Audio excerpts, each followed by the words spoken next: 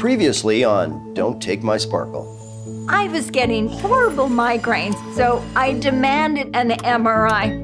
The doctor said, "You have multiple sclerosis." I had never heard of multiple sclerosis. I didn't know what it was. At the time, I was having a little bit of an affair with Tim Tester. You were always that adventurous person, up for anything. Then I woke up in February 2020, paralyzed from the waist down. Wow, then everything started to change. MS is a degenerative disease. Unless we stop this progression, it's not going to go anywhere good. There is a procedure called HSCT procedure. Or hematopoietic stem cell transplantation, and people are having really good results with this. People who have been in wheelchairs for 10 years are standing up. But imagine if it happened to you. If you were paralyzed from the waist down, how far would you look to find a cure? I'm Linda Blackwell. And I'm Tim Tester, and this is Don't Take My Sparkle.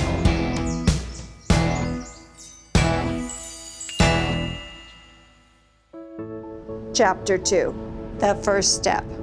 You want to go for a walk today? No. Why? Minus 35. Is that all? Come on. Come on, put your snow tires on, it'll be fun.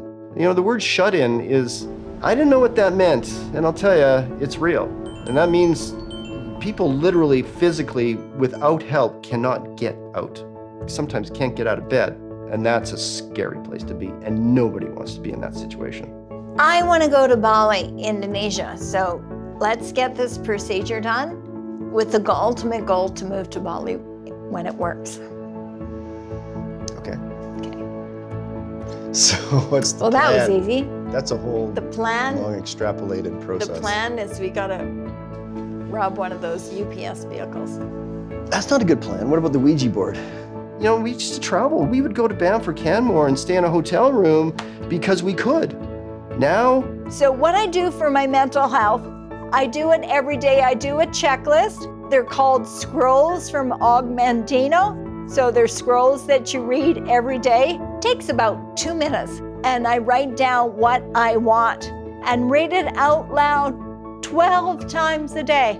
Remember when we first got together? You're Aquarius, I'm Cancerian. The first thing I did is I went to our astrology charts, and they said when a Cancerian ever gets together with an Aquarius, it's fire and romance and electricity. But as soon as you get intellectual, I merely float away. And you do that to me, you know. Just float away then. Floating. Was that intellectual? It's floating away there. Okay, I got diagnosed with multiple sclerosis back in 2008, and I can't spell it. So again, I'm all about the power of the mind. And one of my mentors said to me, well, Linda, you can't spell it because you're not supposed to speak it. Don't speak it out loud. Speak life into your life. Do not speak disease and death into your life. Are you going to play the Ouija board with me? Yeah. Dance the spirits. Right, because to make this happen. This piece of tin is going to bring us yes. Wealth and joy. If you believe, right? Multiple sclerosis, the easiest way I can explain it, your nerves are protected by a myelin sheath, but the protective layers in your brain are being ripped away and the messages aren't getting through. So no matter how much I tell my legs to move or wish them to move, the signals are not getting through. So walk, okay, move. My legs won't move. Basically, in a nutshell, my own immune system is attacking me. Isn't that crazy? I didn't even know what multiple sclerosis was, and neither did Linda. This was new to me. I didn't know what to expect. And really, the first few years were not too bad. Linda was Linda. When I went paralyzed, I got really depressed for 6 months. Thank God it was only 6 months, because I started drinking 2 bottles of wine a day. That's $30 a day. Work the math out on that, how much money I was spending on booze. For herself, not being independent, just get in a car and go somewhere. I'm sorry, just be able to get on a toilet. That changes a relationship. It changes it a lot. And if Linda needs something to eat, I have to stop what I'm doing and help her get what she needs. I've never cooked rice noodles before, Linda, so I'm kind of guessing here. There is some good things about MS though. I have not had to do laundry for 4 years, so Tim has to do the laundry. I haven't had to vacuum the house or do the dishes. He was bitching the other day that he's so sick and tired of doing women's work. Boiling water. I laughed so hard. I said, women's work, really? I gotta say, this is the first time with rice noodles. Women's work. Probably the most significant way to combat this disease that we have found is diet. Do you know what kind of basil this is, baby? Italian. Italian, because there's 2 of them. One's a name I can't pronounce. Food tends to exacerbate the problems. I know you say you don't like cooking, Tim, but you've gotten really good at it over the years. But I would go along with it, of course. I want to do anything that I can to help her live a better life. I'm so glad you forced me to eat because I get no feelings of hunger or thirst ever since this happened to me. But like any relationship, you're going to go through ups and downs. The MS changes a lot of that in that it's constant sort of stress level of how do we deal with the next thing and the next thing and the next thing. On our way. Oh, you go, baby. Wow, that looks absolutely fantastic. Thank you, baby. Here we go. Okay, let's see how it is. So thank you for making these rice noodles. And this is a plant-based Yeah, there's no meat. no So no animals were harmed. No. But I really went down diet because I'm a firm believer. What you eat, so you are. And thank you for these paper towels because I'm like a little kid. I end up with food all over me. Here we go. You know what? I'm going to take one. Yep. Okay. So remember, our the first bite's tasting. It's actually really good. It's not as terrible as I thought it would be. Oh, it's really nice. Yeah. Garlic, onions, tomato, fresh basil, fresh parsley, rice noodles. This is so, oh, and I spilt it right on me. Oh my God, I gotta get that off of there right now. Oh, hang on, baby. Okay. I'm wearing white pants today. I know, good call. Let's eat spaghetti, wear white pants. I know. I know you're losing the ability to use I'm your losing my hands. hand. I've broken so many I plates, know. so many cups. So what was happening before is I would lift up a cup and my hand would just let go. I know. Look at me. I can't. know. I'm having a hard time holding Do this you want fork. me to feed you? No. This is why Tim is so good for me. I would break a cup. He'd go into the cupboard, find the matching cup, and smash it. He said, I never liked that pattern anyway. Get away from me. I'm kind of looking forward to this. Get away. Just a little bit. Let's. Do you need it closer to your face at all? Get away from me. I love you. This I is love really you. good. It is super good. It's super amazing. I never make anything good. I don't want to make the analogy of being with a baby because that's not really fair, but there are certain similarities. You can't leave a baby unattended for long periods of time. They need to be fed. They need to be changed. And Linda requires other people to do those actions for her. You know, I became a vegetarian simply because I'm an animal activist, so I just couldn't kill cows, pigs, or chickens. So I did reach out to Arnold Schwarzenegger because he's a vegetarian and he's a bodybuilder, so I want to find out about muscle mass because I'm only 110 pounds. And I was just looking at my body the other day, and you can see the bones on my hip. I know. I'm getting really It's interesting skinny. that you live a relatively sedentary lifestyle, but you're losing weight. Daily, weekly, monthly, she's beginning to lose the use of her right hand, which is kind of terrifying because once she loses her legs and her hands, where are we now? You know, I don't look forward to what's coming up if we can't change this. If we can't change the trajectory of this disease, I don't know where we're gonna end up. Don't take my sparkle. So, full body chemotherapy, they want to kill every cell in your body. But before they do that, they extract stem cells out of your bone marrow they freeze it, then 10 days later, they inject it back into your body to reboot the immune system. So the whole point is, when they take it out of your bone marrow, those are like virgin stem cells. They haven't been imprinted with the MS problem yet. It's very expensive. What we have heard from numbers is anywhere from 30,000 to 150,000. I have a very close friend named Tannis. She's suffered from this disease for 29 years. And she said, damn it, I'm doing this. I don't care what the Alberta government says. I don't care. I'm doing this. It's my body, my life. Hi. I was diagnosed when I was 19 years old. I woke up and my hand was sleeping. And as the day carried on, it went down the whole left-hand side of my body. By the time that they kind of figured out what was wrong with me and told me I had MS, I was in disbelief.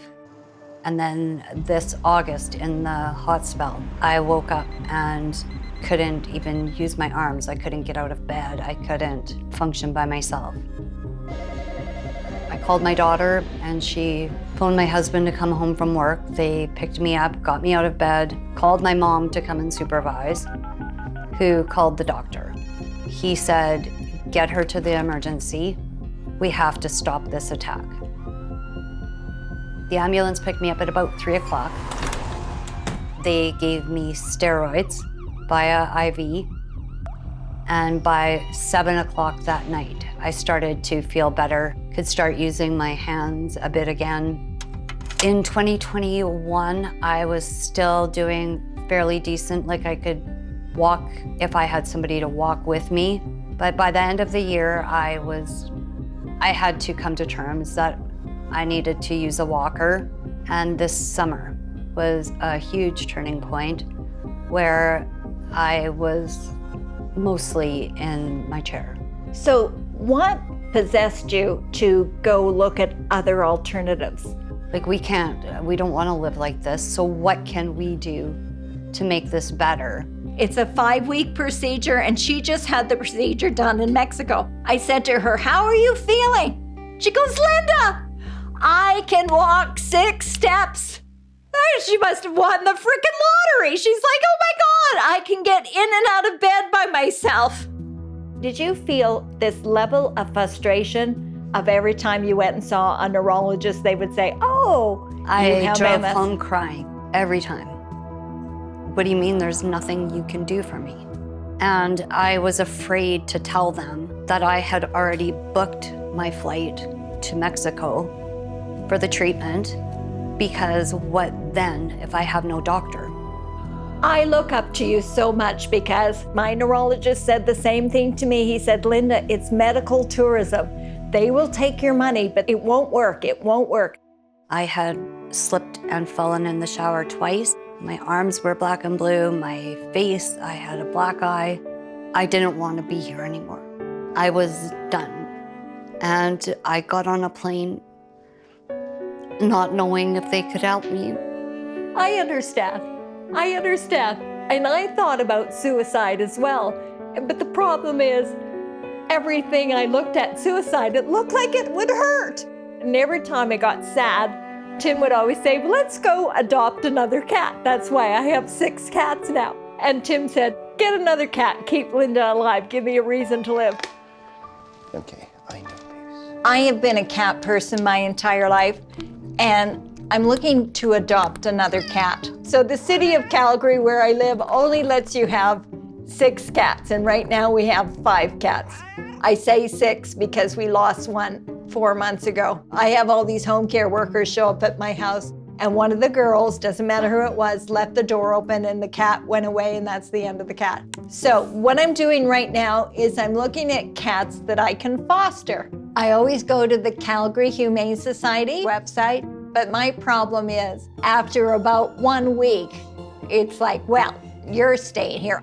They just give me so much love, except for Babu. Babu is a Siamese, and Babu is so beautiful. All my home care workers try to pet him, and he's like, don't touch me. He only loves Daddy Tim. He's like, Tim's home. Oh my God. And I'm like, I paid for you. I picked you out. And he's like, no, don't touch me. Okay, when you're ready, Tim, come on over. And I want to show you a couple kitties. This is fostering? Yes. So here's one. Oh, who's this? Bean. This is Bean. I love the names. Cece, Charlie, Caddy. 11 years. Ooh, no, I don't want somebody that old. Oh, here's one. Luke Skywalker. He's 4 years and 2 days. He has a cone around his little head. He always looks so sad. He wants to be the only child, both pets and children, so forget him. He's a scaredy cat. He's a scaredy cat. Here's one. This is a female named Frankie. She's a timid yet tender cat, seeking a tranquil forever home. Oh, nope. She doesn't like cats. Okay, forget her.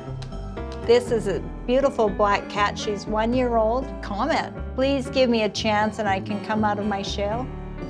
Yep, so there's beautiful black cat. That's a possibility. Remember, it's just a foster for a short period of time. I know. We're not keeping them. We're just gonna take care of them, send them on their way.